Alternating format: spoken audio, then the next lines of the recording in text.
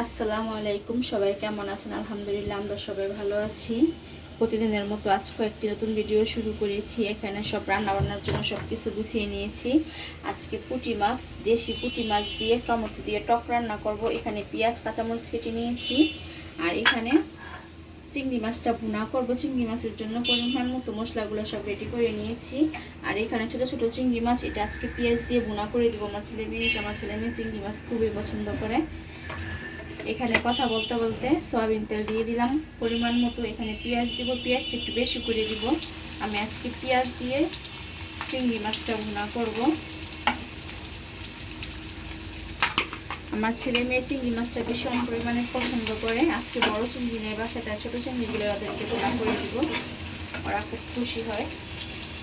আর এখানে টক রান্না করার জন্য হাঁড়িতে পরিমাণ মতো তেল দিব, খুব অল্প করে তেল দিব। আমি এখানে অল্প তেল দিয়ে অল্প মশলা দিয়ে আজকে টমেটো পুঁটি মাছ দিয়ে টক রান্না করব।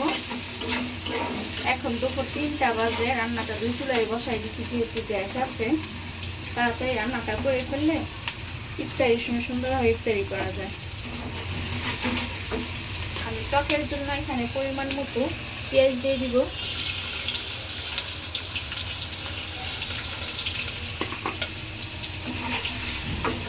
পেঁয়াজটা একটু ভেজে নরম করে নেব। পেঁয়াজটা একটু ভেজে নিয়েছি। এখন এই যে ছোট ছোট চিংড়ি মাছগুলো দিয়ে দিব।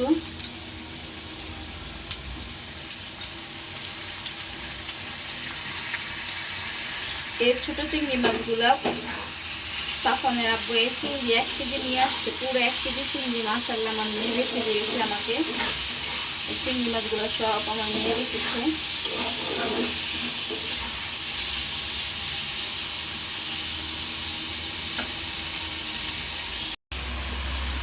এখানে একটু পানি দিয়ে দিলাম।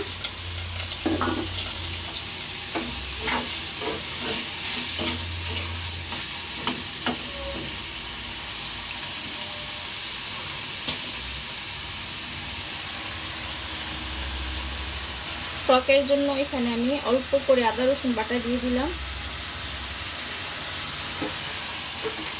আর এখন সব গুঁড়া মশলাগুলো দিয়ে দিব। হলুদের গুঁড়া দিব,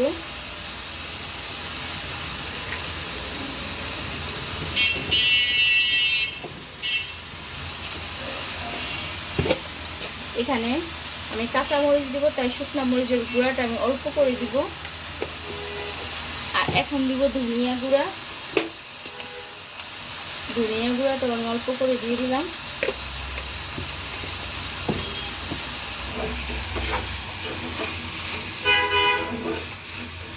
এখন এই যে চিংড়ি মাছের জন্য যে মশলাগুলো নিয়েছি, হলুদের গুঁড়া, মরিচের গুঁড়া, ধনিয়া গুঁড়া, আদা রসুন বাটা, লবণ, এটা দিয়ে দিব।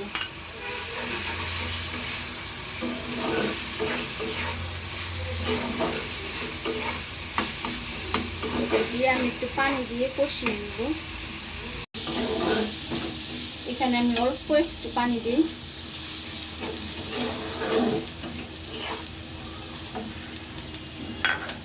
আর পুঁটি মাছের মশলাটার মধ্যে লবণ দেওয়া হয়নি, আমি এখন লবণ দিয়ে দিব। এখানে লবণ দিয়ে দিব। আমি পুঁটি মাছটা একটু কষিয়ে নিব।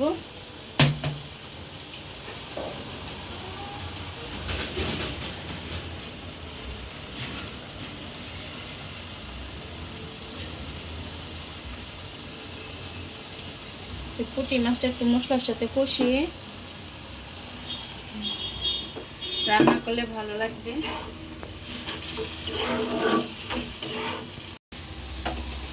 মশলার সাথে চিংড়ি মাছটা কিছুক্ষণ কষিয়ে নিয়েছি। এখানে কিছু কেটে রাখা টমেটো দিয়ে দিব।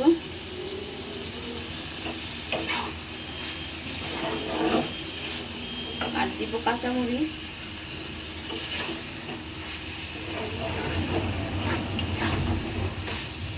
এখন এর মধ্যে আমি পানি দিয়ে দিব।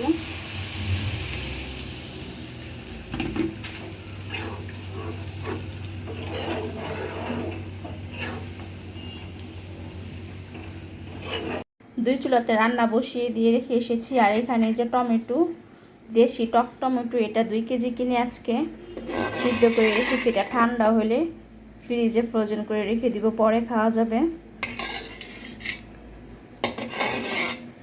এটা ঠান্ডা হতে টেবিলে রেখেছি।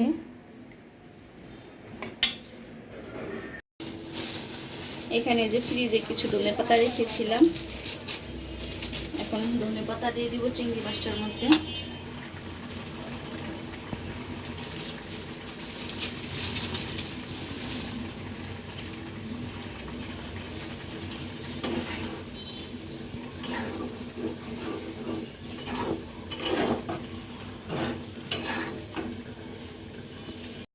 আমি পুঁটি মাছটা কষিয়ে উঠে রাখছি, আর এখন যে মশলার মধ্যে সবগুলো টমেটো কেটে রাখা দিয়ে দিব।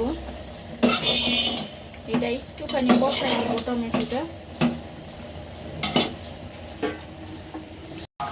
এখানে টমেটোটা একটু কষিয়ে নিয়েছি, এখন আমি ঝোলের পানি দিয়ে দিব, বেশি করে পানি দিব যেহেতু এটা টক রান্না করতেছি।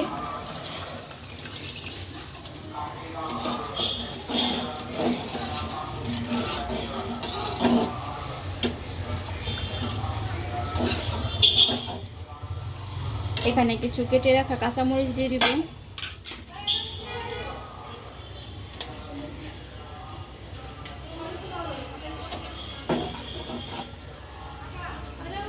টকটা বলক আসলে তারপর কষানো মাছগুলো আমি উপরে দিয়ে দিব। আর এখানে আমার চিংড়ি মাছটা বোনা হয়ে গেছে, এখন আমি ছোট্ট একটা বাটিতে বেড়ে নিব। এই যে আমার চিংড়ি মাছটা বোনা, ছোট চিংড়ি মাছ বোনা। বলক চলে আসছে টমেটোর টক, এখন আমি পুঁটি মাছগুলো দিয়ে দিব। এখানে যে কষানো পুঁটি মাছগুলো দিয়ে দিব।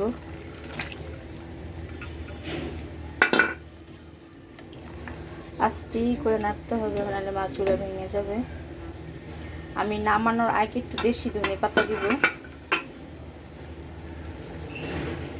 আমার আজকে ইফতারিতে খাওয়ার জন্য রান্না বান্না শেষ। এখানে ছোট চিংড়ি মাছ ভুনা করে নিয়েছি, আর এখানে পুঁটি মাছ দিয়ে টমেটোর টক রান্না করে নিয়েছি। আমি লাস্টে একটু ধনেপাতা দিয়েছি।